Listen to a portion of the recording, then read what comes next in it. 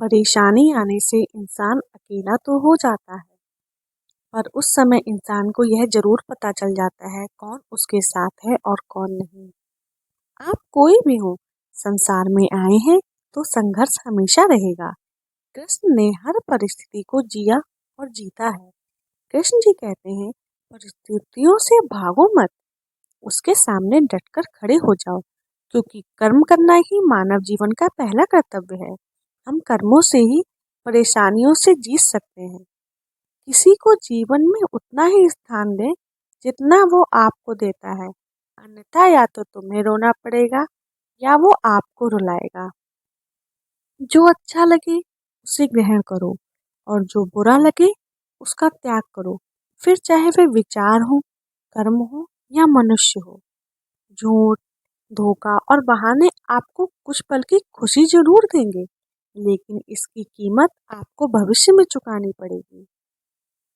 कई बार आपके जीवन में ऐसा समय आता है जब आपको जरूरत हो तब कोई आपकी मदद नहीं करता और हमें लगता है कि दुनिया बहुत मतलबी है।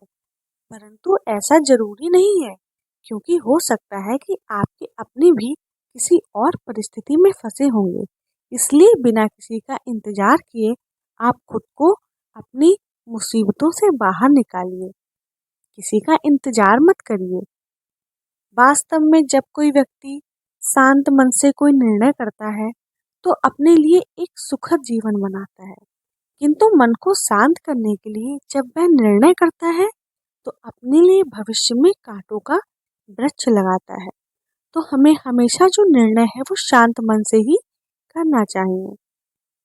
सदैव संदेह करने वाले व्यक्ति के लिए प्रसन्नता ना इस लोक में है, ना ही कहीं और है। संदेह करने वाले व्यक्ति से हमेशा दूर ही रहना चाहिए, क्योंकि सबसे ज्यादा खतरनाक जो व्यक्ति होते हैं वो संदेह करने वाले ही होते हैं। गीता में श्री कृष्ण भगवान ने बहुत बड़ी बात कही है, लेकिन इस बात को बहुत ही ध्यान से सुनिए कि यदि आप धर्म करोगे तो आपको ईश्वर से मांगना पड़ेगा, लेकिन यदि आप कर्म करोगे तो ईश्वर को आपको देना पड़ेगा। अर्थात कर्म अच्छे करिए। अगर आप कर्म करेंगे तो भगवान आपको स्वयं देंगे, आपको कभी उनसे मांगना नहीं पड़ेगा, ना कभी कहना पड़ेगा। तो कर्म अच्छे करिए, क्योंकि कर्म का फल जरूर मिलता है। दूसरों को अपमानित करने वाला स्वयं को भी अपमानित करता है, क्योंकि आत्मा सभी में एक ही होती है और आत्मा परमात्मा का अंश है।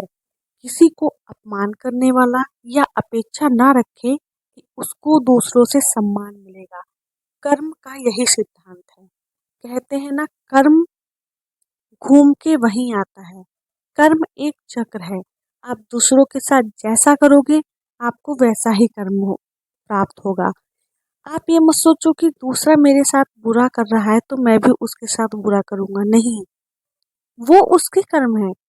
आप अपने कर्म बनाइए, अच्छे कर्मों का निर्माण करिए। क्यों हमें दूसरों के कर्म देख के उसकी तरह बनना है? जीवन में सब कुछ समझने की कोशिश ना करें, क्योंकि कभी कभी कोई चीज समझने के लिए नहीं बल्कि स्वीकार करने के लिए होती है।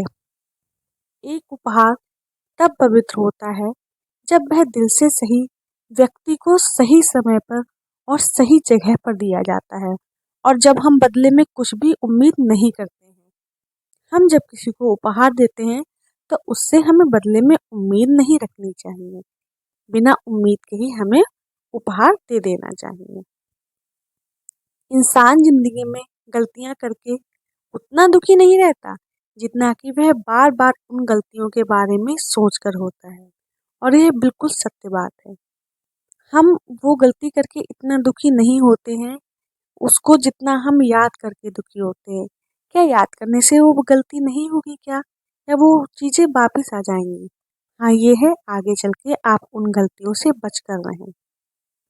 जिस प्रकार प्रकृति में समय समय पर बदलाव आता है, ठीक उसी प्रकार मनुष्य के जीवन में भी सुख और दुख, आशा निराशा, सफलता और असफलता आते जाते रहते हैं। हमें अपनी असफलताओं से निराश नहीं होना चाहिए। आज हम अगर असफल हैं तो कल जरूर ना जरूर सफल जरूर होंगे।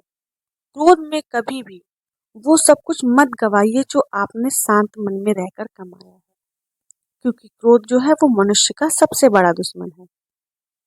ऐसा कोई नहीं जिसने भी इस संसार में अच्छा कर्म किया हो और उसका बुरा अंत हुआ हो, चाहे इस काल में हो या वह आने वाले काल में हो। कर्म अच्छे हैं तो सब कुछ अच्छा होगा। माना कठिनाई आने से आदमी अकेला हो जाता है, लेकिन कठिनाई आने पर ही अकेला व्यक्ति जो होता है वह अपने आप को मजबूत बनाना सीख जाता है। तो कभी भी कठिनाई आने पर घबराइए नहीं, आप कठिनाई आने पे और मजबूत बनेंगे। क्या फर्क पड़ता है कि असल में हम कैसे हैं? अगर हमारे बारे में किसी ने सोच बना ली है तो हम उसके लिए वैसे ही हैं। फिर हम उसकी सोच को परिवर्तित नहीं कर सकते हैं। लेकिन हाँ, हमें ये जरूर पता है कि हम कौन हैं, कैसे हैं। तो हमें ये भी फर्क नहीं पड़ना चाहिए कि सामने वाले ने हमारे लिए क्या सोच बना के रखी हुई। धन्यवाद। राधे राधे। जय श्री कृष्ण। वीडियो को लाइक, कमेंट, शेयर करें और हमारे चैनल को सब्सक्राइब करें।